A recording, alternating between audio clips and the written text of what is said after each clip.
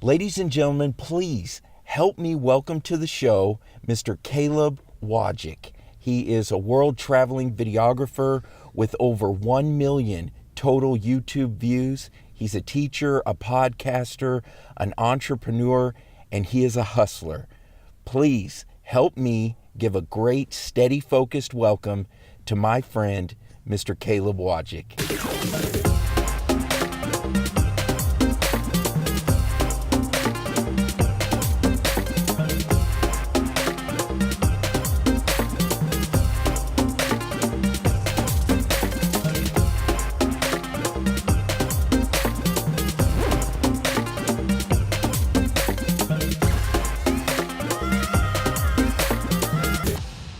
How you doing, Caleb? Doing good this morning. How are you? I am doing great, and we're in a different time zones right now. I'm in Texas. Are you in California? Yes, I'm at my home in San Diego. Oh, you live in San Diego. Ah, beautiful. Caleb, please, for those of the audience that may not know exactly about your history, give us a little bit of your elevator pitch. How did you go from the idea that you wanted to start with videos to the point that you're traveling all over the world? So I had a traditional career after college. I went straight from college to working at the Boeing company. I had a financial forecasting role there. I worked there for about 3 years while I was trying to figure out what I wanted to do after that, basically. I knew being in a cubicle was not what I wanted to be doing for the rest of my life. So I started blogging about personal finance on a site called Pocket Changed for a while, and then kind of stumbled upon the entrepreneurial crowd on the internet. And I eventually got a role with Corbett Barr, who ran a site called Think Traffic. And so I ended up leaving my job at Boeing to work with Corbett full time. And during that, I had location independence, and my wife and I traveled for a little bit. And I learned about how to run an online business properly. While I was there, we started a site called Fizzle with a third person, Chase Reeves. And that site used a lot of video. It had a lot of courses. We interviewed other entrepreneurs. And so I was just learning how to do video production through that role, and kind of just fell in love with that part of my job there and wanted to do that full time. So a little over 2 years ago, I started a production company and been making videos for a lot of online entrepreneurs, startups, a few traditional kind of brick and mortar businesses, but most of my work is for people doing courses or online YouTube videos, launch videos, that sort of thing. Caleb, your niche going into the internet personality courses, was that something that was a premeditated, or has it just kind of been serendipitous, I guess, and led itself that direction? It was very much premeditated, because those were all the people that I knew, and that was also the kinds of videos I had been making. So I could point to Fizzle or a portfolio of videos that I'd made there and be like, these are the kinds of videos that I can do. And starting it out on my own, it was just me. And so there's kind of a ceiling to what you can do video wise by yourself. And doing these talking head style course videos, YouTube videos, of event videos from time to time as well, that was kind of the ceiling of what I could do by myself without having a crew or a bunch of other people helping me. So it was very much premeditated about who I was going to make videos for, because that was my network that I'd built through blogging, podcasting, and working at Fizzle. Did you start your teaching about video pretty much the same time, parallel with your starting to learn and teach yourself? I waited a little bit. Because I was still talking about personal finance and entrepreneurship for a bit, but then when I really got into the video stuff, I changed my content side of the brand to DIY video guy. It was Pocket Changed before that, and so that was probably about 9 or 10 months before I went full time into doing video production on my own. Is when I did that change. Okay. And so you kind of fast forward to 2016, and you and I met at SeanWes conference in Austin. You were shooting the documentary, all of the speakers, and I got to see your crew on that set. I had the opportunity, the fortune to pick you guys up from the airport. Yeah, I appreciate the ride for sure. Hey man, it was my pleasure to have you guys as my captive audience, or be your captive audience for that 15 minutes. It was extremely inspiring and energizing to be with you guys. So for everyone that doesn't know about their, SeanWes is, it's a brand created by Mr. Sean McCabe, and it's all about entrepreneurship as a creative and how to be successful. And, you know, I've been following Sean and been friends with Sean for several years through a documentary I made in Georgia for Creative South. Caleb, talk a little bit about what your connection is with Sean, because it's pretty unique. So I had stumbled across Sean's podcast and brand because he was on my friend Nathan Barry's podcast a couple years ago now, like probably late 2014 when I was starting my own business. And I just really connected with his attitude towards running a business and some of his philosophies on how to do so. And so I became a fan of his podcast, and then I had him on my podcast and we got connected that way. And then I had just started with some of my other friends I'd had a mastermind group with to do these in-person retreats. And we had done one of them in person, where it was like, I think it was 6 or 7 guys. We would rent a place or go to a family vacation place that someone's family had owned, and we would just talk about each other's businesses for a few days or a long weekend. And so we'd done one of those, and Nathan was someone that was in that group, and we were just thinking about other people that we could have join it. And, you know, Nathan and I both thought of Sean, and so he actually went to the second one, and I wasn't even at that one, but we've now had a third and a fourth one. And so I've just gotten closer with Sean and listened to his podcast and consider him a friend as well. So yeah, it's just an interesting relationship that, you know, some of my bigger clients are also my friends as well. So they're running businesses where they can afford to have me come do some video work, and sometimes even my wife to come do some photo work as well. What is the value like from these retreats that you go on, these mastermind groups? Has it elevated you in your business as you guys have met these 4 or 5 times? Definitely. It's a hard thing to work by yourself. And as entrepreneurs in this online space, you know, even if they have a team, the team is usually virtual too. So everyone's kind of working from a home office, or some people prefer coffee shops, and it gets kind of lonely at times. And you can also just get wrapped up in your own thoughts and plans and know what you want to do. And it's really helpful to have other people that are vested in your success as well, and to be able to share in person kind of like what you're struggling with or what you're working on next, and to have 5 or 6 other people sitting there that, you know, twice a year we do these things, so they see trends of, you know, things you say you're going to do that you don't do, or, you know, maybe overachieving on certain things. And it's really helpful to get a sounding board that watches you over time. And so mastermind groups, whether they're just virtual, which is what mine had been in the past, where it's just Skype calls or Google Hangouts every week or two, has just been super valuable. And I've gone through different iterations of mastermind groups with different people. Sometimes 1 or 2 of the people will kind of graduate out of it. Like they'll kind of have a bunch of success and they'll go on to do something else. Maybe there's people that aren't just a good fit. And it's been 6 years now since I've been blogging, and I've had forms of mastermind groups that whole time. Wow.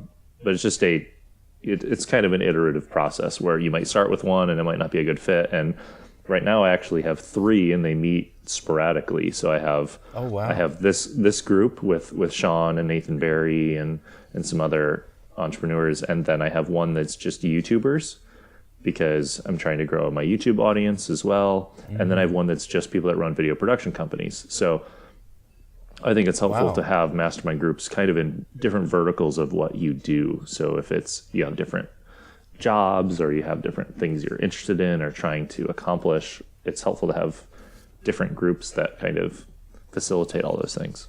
That's incredible. And that was one thing that from being at the conference at SeanWes, it was touched on quite a bit about having accountability partners or mastermind groups to push each other, call each other on your bullshit, and just raise the level together. And since then, I've actually got teamed up with an accountability partner that was a speaker at the conference. If you remember Sarah Dayan, so she's in France and I'm here in Texas, and we get together every Sunday morning for 45 minutes or so and just kind of go over our goals and our plans and call each other on that. So that's great, man. Who introduced you to this idea? Of mastermind groups in general? Yeah.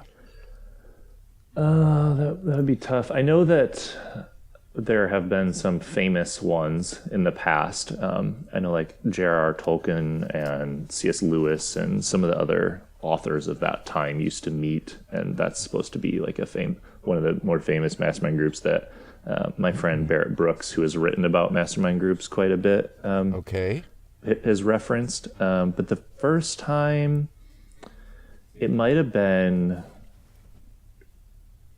from the book Never Eat Alone, or maybe like How to Win Friends and Influence People, or one of these books I read in my corporate days may have mentioned it. But then, just listening to entrepreneurial podcasts and people talking about having mastermind groups. So I probably heard about it on Pat Flynn's Smart Passive Income in the early days of that. Was probably the first. This one that you and Sean and Nathan are part of, that was the first time I had ever heard of this concept. I mean, I had seen, people gathering and talking and having, once a month Chamber of Commerce meetings, things like that. But to say, no, we're a mastermind and kind of this is where we're going, that was the first time. You just talked about Pat Flynn, Barrett Brooks, how to make friends and influence. That reminds me of continual education, and I'm curious, how do you raise your level and consume your inspiration? Nowadays, it's mainly through audio, so that's either audiobooks or podcasts. I find less time to read now. I used to read a lot in my corporate days. That would be my lunch hour, is I would read. Or I would walk around the office and read on breaks and such, but always been just kind of like an audio learner. So audiobooks and podcasts are the main ways. And I find less time to read or consume books, but also buy video courses or things like that and watch things on YouTube to learn as well. What book's at the top of your list that you would most recommend to someone, or you've given it to someone, or you just say, wow, this book really opened my brain? The one most recent that I actually read the first quarter of and bought a copy of and shipped it to Sean because I thought it would be such a good book for where he's at with his business of, I think he has 7 or 8 people on his team now, is a book called Scaling Up by Verne Harnish. And it's a very kind of technical, kind of textbook style business school book about all the different things to keep in mind when you're growing a company. And it talks about the different phases, even going from 1 to 3 employees to 7 to 10. There's like this weird gap that happens of communication, and then going from 10 to 25 or to 50 and up. But there was just a lot of things that, as I was listening to that book, I was thinking of my friends' businesses, Nathan as well at ConvertKit. And I know that, he's had some people on his team, like the directors, be reading that book and thinking about what it's like to grow a company. So that would be one. It's not really a solo entrepreneur's book or a freelancer's book per se, for that crowd.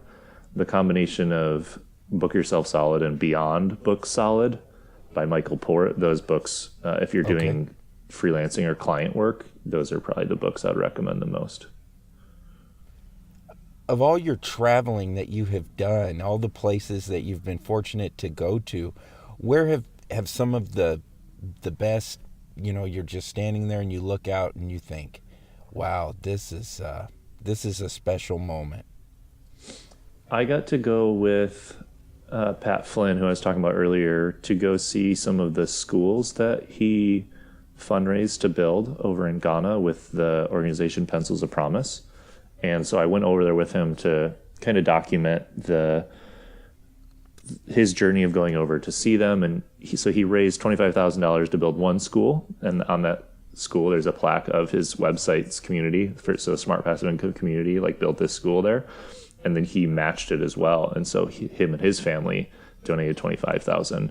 And so there's another school there. And so I was sent to just kind of document that. And I did photo and video for him. But that was probably one of the most incredible travel moments related to work that I've had, to be in an environment like that and to see different part of the world and to see how people live there and how Pat's website and brand and community had this impact on this community all the way over in Africa. It was a really cool experience.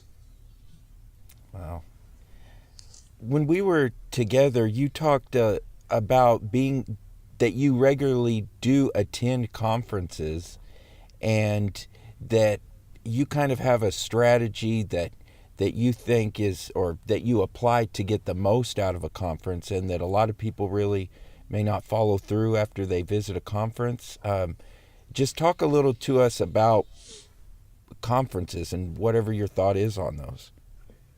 Yeah, I used to go to conferences for my day job, and I didn't really, because I wasn't super jazzed about my day job, I didn't really take them seriously. And I probably only went to one, maybe two, where there was just a lot of other Boeing employees and networking. Even going through my undergrad, I studied business and I got my MBA as well. And I always just heard about networking and how important it is. And I just didn't really understand it. Basically, I didn't really want to be the person that's walking around and handing their business card out and making sales pitches and that sort of thing.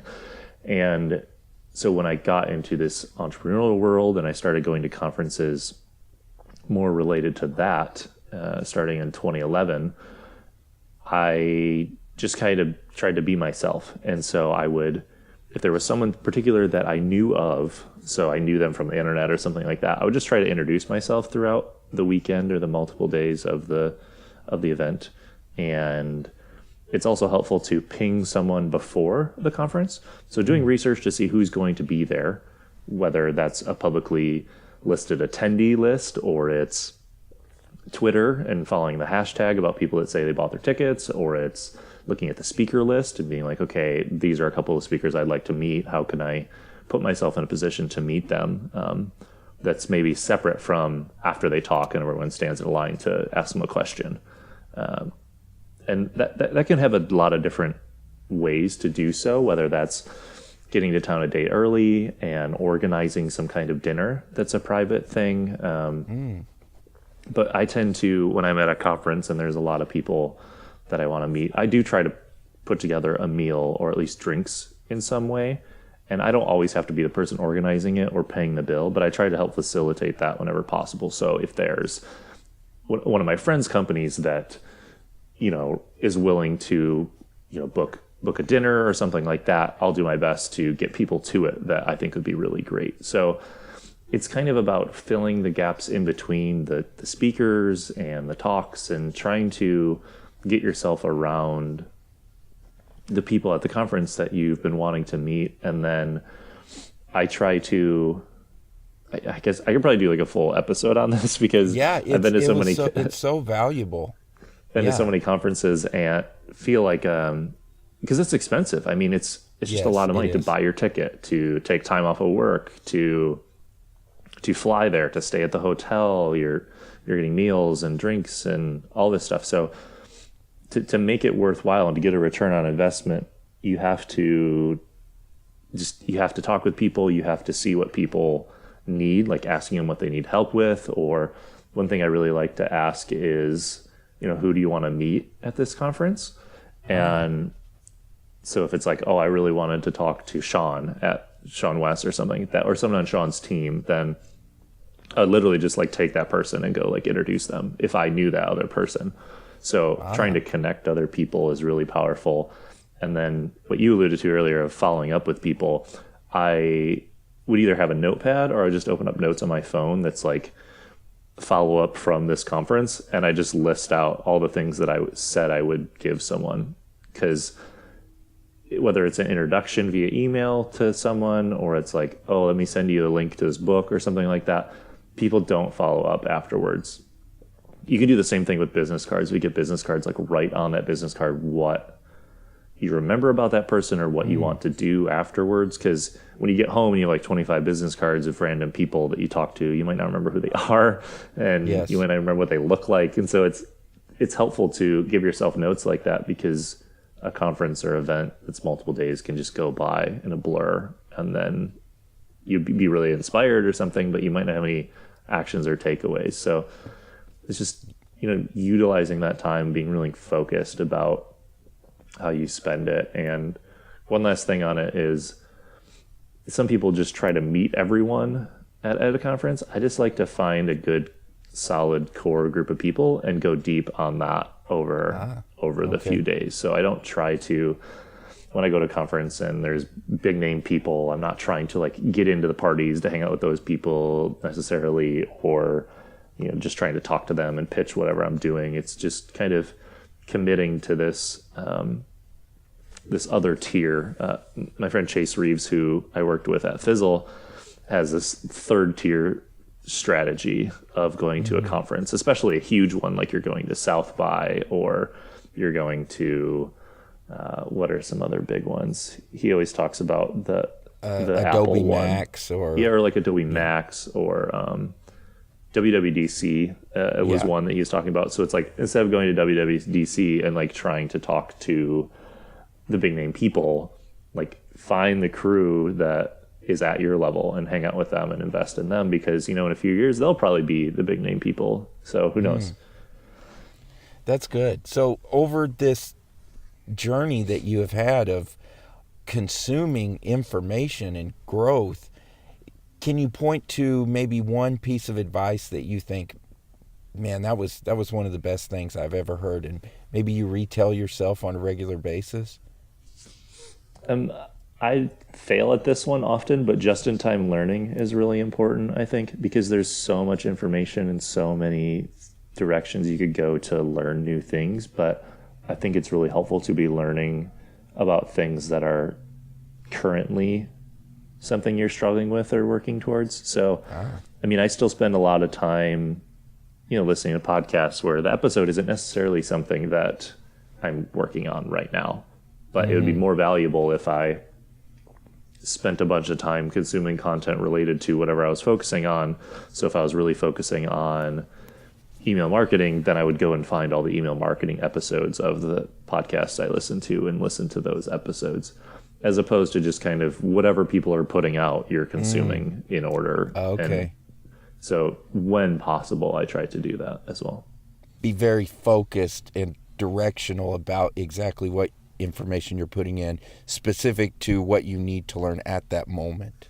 Yeah, because otherwise you just get overwhelmed in all the different topics you could focus on, and listening to someone's podcast one week about, oh, I need to be doing this thing, and then the next week it's, oh, I need to do this. And it is helpful to always be consuming or learning things, especially when you're doing something else like working out or walking the dog or driving. But if you can then, maybe after you listen to that episode, write down some of the key takeaways or file it in a system that's like, okay, when I'm ready to fix my client onboarding process, like reference this episode or something to that effect. I know some of my friends have a really good system for when they read a book or when they consume something, they take really good notes and they file it in a system, and then they can always reference that. Yes, that's great, Caleb.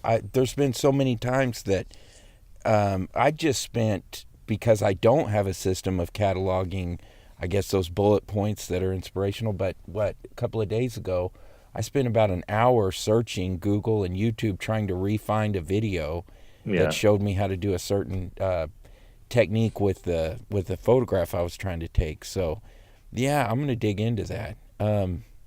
So what are some of the advice that you would give to the listeners out there who are just kind of getting started? They're full of doubt, and they say, Caleb, it's awesome that you're doing all this stuff, but that can't be me. And they just put up the roadblocks, and maybe they don't encourage themselves. They don't believe in themselves. What do you say to them? Have you seen Shawshank Redemption before? Yes. So you know the scene in there where he discusses how he got out of the cell basically, and all he had was like this tiny little, just a tiny little tool that he was making like chess pieces with or something. Yes. Do you remember? Yes. Okay. And so it was just something along the lines of like, how did he make this huge hole in this cement wall? And it was like anything with enough pressure and enough time will like happen. And that's kind of the approach. If I was to look back over the last like 6 years of blogging and like starting a business and trying things and failing at them and making things work, and that's just kind of it. It's just just a long enough time frame for the right amount of pressure and like continuing to push the boulder up the hill without having it roll all the way back down. That would kind of be my advice of like, if you really want something hard enough, just like make constant progress. And that doesn't have to be like an everyday thing. At least like a little bit of progress every week would kind of be my baseline. So if your full-time job, you're hustling to try to make time on the side to do some work on something or build a skill, just like the constant pressure of working on something will be the reason why you succeed in the end, I think, because I think it's important to pivot as well. So like quitting and pivoting are two completely different things to me. Okay. There's a book by Seth Godin called The Dip, and then there's a new book that I haven't read yet by my friend Jenny Blake called Pivot. That's about this. It's about like pivoting instead of quitting at certain times.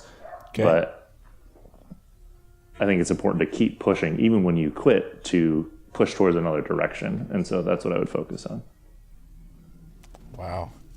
That is great, man. There's just so much excellent knowledge and point of view, excellent vantage point. That's one of the reasons I was really excited to get you on the show and talk with us.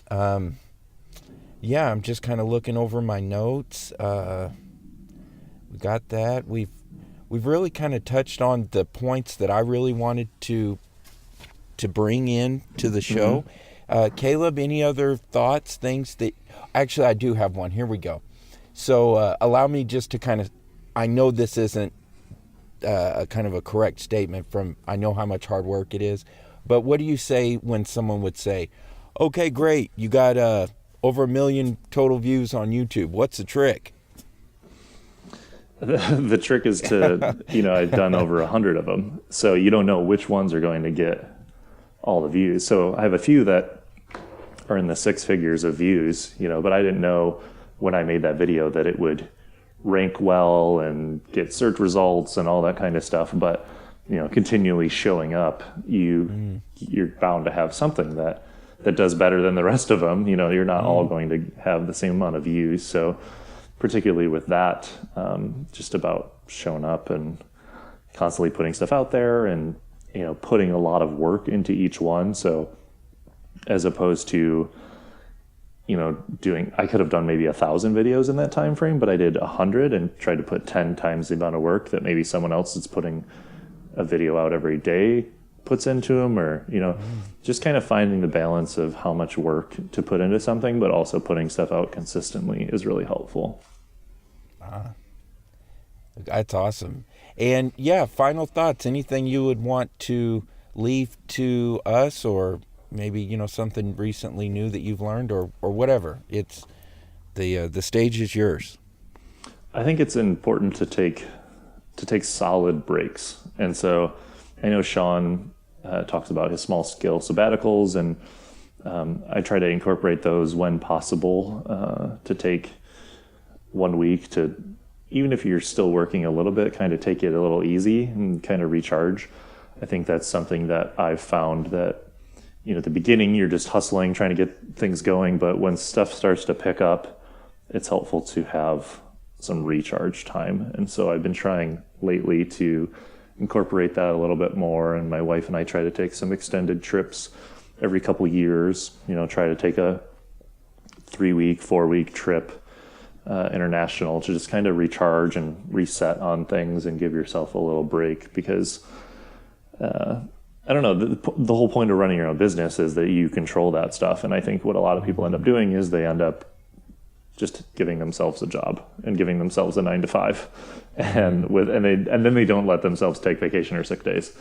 And so Right. to be able to have the freedom, but then you actually have less freedom than you had before, it kind of defeats the purpose. So, constantly pushing, like I was saying, but giving yourself some time off. There you go. So, ladies and gentlemen, there it is. Caleb Wojcik, he is the man. Caleb, where can people find you on the internet if they want to dig in a little bit deeper? The easiest place to find me is at calebw.com, so calebw.com, and that just redirects to my main site where I do a lot of my video production, teaching as well, and you can find my production company through there too. You guys keep tuning in. We're going to keep giving you great information, and this has been Steady Focused.